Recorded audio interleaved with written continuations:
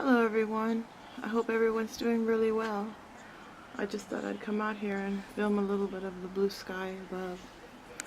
I don't know if you can see that, but that's a little bird's nest. Can you see it?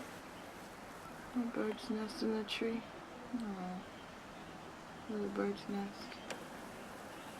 Anyhow, we've been having a bout of rain for about a month.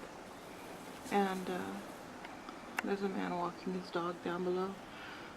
So I'm just going to kind of wait. Okay. We had a spell for about a month, rain spell, and it finally has gone away and cleared up, and now we can see the blue sky and the sunshine. So it's really breezy out here. It's probably about 50 degrees, and it was breezy. It was a lot more breezier earlier, but I don't know if you can hear the breeze and see it in the trees. So wonderful. But I just thought I would sit out here. You see this color of the blue sky? That's kind of like my favorite color, but I like it a little deeper. It can get deeper than that, and I like it to be a deep. I like that. That's my favorite color, blue. Some of my favorite colors are blue, white, and yellow, which are the colors, of course, of the sky. So, you know, the clouds and the sunshine and the blue sky. So right now I'm under the weather. I have like a sore throat, and I'm hoping I'm not getting, you know, full blown out sick or anything like that. But if anything, it's probably just a cold.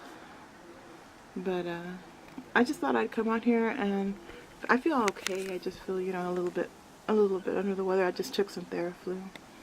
But yeah. I mean, this is nothing like living in the country. This is city life here, suburbs. When we lived in the country, there was no, you know, power lines or anything like that out there like this. And there weren't houses like this. So I would go outside and film, and there would be horses and pastures and, you know, barrels of hay and stuff like that. And it was just so beautiful, and flowers and wildflowers, and you could see from far, far away. I mean, like, it just seemed like the ground was endless. You know, like the grass just kept going and going, and you didn't see anything like this. You know what I mean? Like barriers and all of that right there. You didn't see any of that stuff out there like that, like so close to you. Everything was beautiful. I'll have to show y'all pictures of the pictures that I've taken from the country when we lived out there. I think this year we're gonna move back. I just miss it so much. I grew up in this city. This is my home. This is where I've always lived. However, when we lived in the country, when we moved out there, it was just so much different. I know that it's, you know, people will say, why would you want to move to the country? You know, when people that have lived there, they go to the city and then they end up liking the city. But I don't care for the city because it's so it can be loud, and I'm very susceptible, or very sensitive to stimuli. So I like and crave very calm surroundings, and I like to be able to go outside and paint, and just, you know, I love art and sketching and, you know, reading and quiet. That's what I crave that very much in my life, and you don't get that here in this city life. You hear fire engines and, you know. I'll be honest with you, once I was driving with my mother down the road over here, and we went into the street, the main street, and there was a woman that was laying there by a building, just laying underneath the tree, and I said, there's something peculiar the way she's laying.